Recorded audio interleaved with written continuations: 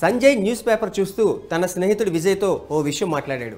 Axis mutual fund manufacturing ఫండ్ని ప్రారంభించిందని చెప్పాడు. Invest చేయడానికి ఇది మంచి ఫండేనా అని అడిగాడు. కొత్త తరహా ఫండ్లా కనిపిస్తుందని విజయ్ అన్నాడు. మన దేశంలో తయారీ రంగం మంచి వేగంతో వృద్ధి చెందుతుంది. దానికి సంబంధించిన ఫండ్ అంటే అది తప్పకుండా మంచి పనితీరును కనబరుస్తుంది. దీంతో విజయ్కి ఫండ్ గురించి పెద్దగా అవగాహన లేదని సంజయ్కి అర్థమైంది. ఆ ఫండ్ గురించి తాను కూడా మొదటిసారి విన్నానని విజయ్ అంగీకరించాడు. అలా అయితే మనీ9 చూడమని సంజయ్కి సలహా ఇచ్చాడు. యాక్సిస్ మ్యూచువల్ ఫండ్ ఈ మధ్యే యాక్సిస్ ఇండియా మ్యానుఫ్యాక్చరింగ్ ఫండ్ ప్రారంభించింది. ఇది థీమాటిక్ ఫండ్. సంజయ్ వంటి చాలామంది పెట్టుబడిదారులు ఇటువంటి థీమాటిక్ ఫండ్లను చూసినప్పుడు, ముఖ్యంగా వ్యాపారం, ఆర్థిక వ్యవస్థ, తయారీ వంటి థీమ్లకు సంబంధించిన వాటిని చూసినప్పుడు కాస్త గందరగోళానికి గురవుతారు. అలాంటి థీమ్లతో లింక్ అయి ఉన్న ఏదైనా ఫండ్ ఉంటే పెట్టుబడిదారులు తరచుగా వాటిలో పెట్టుబడి పెట్టడం గురించి మరింత కలవరపడతారు. అటువంటి పరిస్థితుల్లో పెట్టుబడిదారులు ఒక దానిలో పెట్టుబడి పెట్టడానికి ముందు దాని గురించి పూర్తి సమాచారాన్ని సేకరించాలి. ఎందుకంటే ప్రతి ప్రోడక్ట్ ప్రత్యేకంగా ఉంటుందని అర్థం చేసుకోండి.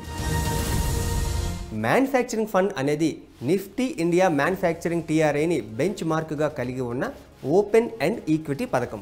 ఇది మన దేశంలోని మ్యానుఫ్యాక్చరింగ్ థీమ్పై ఫోకస్ పెడుతుంది. న్యూ ఫండ్ ఆఫర్ అంటే ఈ ఎన్ఎఫ్ఓను డిసెంబర్ 1, 2023న ప్రారంభించారు. ఇది డిసెంబర్ 15న ముగుస్తుంది.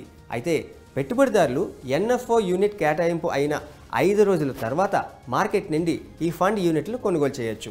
రాబోయే సంవత్సరాల్లో ఈ రంగం వృద్ధిపై ఫండ్ విశ్వాసాన్ని వ్యక్తం చేయడంతో భారతదేశ తయారీ రంగంలో అవకాశాలను ఉపయోగించుకోవడం ద్వారా పెట్టుబడిదారులకు ప్రయోజనం చేకూర్చడం ఈ ఫండ్ లక్ష్యం. ఈ థీమాటిక్ ఫండ్లో పెట్టుబడి పెట్టడానికి ముందు పెట్టుబడిదారులు థీమ్ ఫండ్స్ అంటే ఏంటో పూర్తిగా అర్థం చేసుకుంటే మంచిది. మ్యానుఫ్యాక్చరింగ్ ఫండ్లు అంటే ఈక్విటీ మ్యూచువల్ ఫండ్లు. ఇవి తమ ఆస్తులలో 80 నుండి 100% వరకు మ్యానుఫ్యాక్చరింగ్ థీమ్కి సంబంధించిన కంపెనీల షేర్లలో పెట్టుబడి పెడతాయి. అటువంటి నిధుల స్టాక్ హోల్డింగ్లలో capital goods, consumer durables, textiles, pharmaceuticals ఇంకా వివిధ రంగాలకు చెందిన షేర్లు ఉంటాయి. భారతదేశ తయారీ రంగం విజయంలో పాలు పంచుకోవడానికి ఈ రకమైన పెట్టుబడి ఇన్వెస్టర్లకు బంగారం లాంటి అవకాశాన్ని అందిస్తుంది. థీమాటిక్ ఫండ్స్ సాధారణంగా సెక్టార్ స్పెసిఫిక్ ఫండ్ల కంటే ఇవి విభిన్నంగా ఉంటాయి. ఒకే థీమ్పై దృష్టి పెడతాయి. పోర్ట్ఫోలియోలో వివిధ రకాల మార్కెట్ క్యాపిటలైజేషన్తో దీర్ఘకాలిక వృద్ధికి ఛాన్స్ ఉన్న షేర్స్లో పెట్టుబడి అవకాశాలను ఫండ్ మేనేజర్స్ చూస్తారు. థీమాటిక్ ఫండ్లు మ్యూచువల్ ఫండ్స్ ఈక్విటీ కేటగిరీ కిందకు వస్తాయి. కాబట్టి వాటికి ఈక్విటీ మ్యూచువల్ ఫండ్ల మాదిరిగానే పన్నులుంటాయి. మీరు 1 సంవత్సరం లోపు ఫండ్ యూనిట్లను రీడీమ్ చేస్తే 15% పన్ను వర్తిస్తుంది. 1 సంవత్సరం తర్వాత 10% చొప్పున దీర్ఘకాలిక మూలధన లాభాల పన్ను వర్తిస్తుంది. శుభవార్త ఏంటంటే ఒక ఆర్థిక సంవత్సరంలో 1 లక్ష రూపాయల వరకు దీర్ఘకాలిక మూలధన లాభాలపై ఎలాంటి పన్ను ఉండదు. ఇప్పుడు మ్యానుఫ్యాక్చరింగ్ మ్యూచువల్ ఫండ్లపై రాబడులను అర్థం చేసుకుందాం. డిసెంబర్ 4, 2023 ఈ తేదీ వరకు అందుబాటులో ఉన్న ఏసీఈ మ్యూచువల్ ఫండ్ డేటా ప్రకారం మ్యానుఫ్యాక్చరింగ్ మ్యూచువల్ ఫండ్లు 1 సంవత్సరంలో 25%, 3 ఏళ్లలో 23%, 5 ఏళ్లలో 16% సగటు రాబడిని అందించాయి. ఇటువంటి ఫండ్స్లో పెట్టుబడి పెట్టడాన్ని పరిగణలోకి తీసుకోవాలా వద్దా అనే ప్రశ్న తలెత్తుతుంది. ఐబిఈఎఫ్ పరిశోధన నివేదికల ప్రకారం నేషనల్ మ్యానుఫ్యాక్చరింగ్ పాలసీ లాంటి ప్రభుత్వ పాలసీల ప్రకారం జీడిపికి తయారీ రంగం సహకారం 2025 నాటికి 25% పెరగచ్చు. అదనంగా 2022లో ప్రారంభించిన పిఎల్ఐ పథకం భారతదేశాన్ని 4వ పారిశ్రామిక విప్లవం వైపు నడిపిస్తుంది.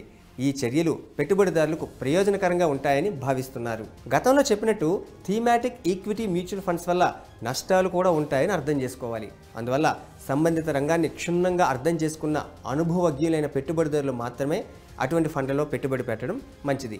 3 సంవత్సరాలు లేదా అంతకంటే ఎక్కువ పెట్టుబడి వ్యవధి ఉన్న పెట్టుబడిదారులకు ఈ నిధులు ప్రయోజనకరంగా ఉంటాయి. అనుభవజ్ఞులైన పెట్టుబడిదారులు కూడా తమ మొత్తం పోర్ట్ఫోలియోలో 10% మాత్రమే థీమాటిక్ ఫండ్లకు కేటాయించాలని నిపుణులు సూచిస్తున్నారు. సెక్టోరల్ ఫండ్ల వ్యయ నిష్పత్తి 2.25% వరకు పెరగవచ్చని గమనిస్తే మంచిది.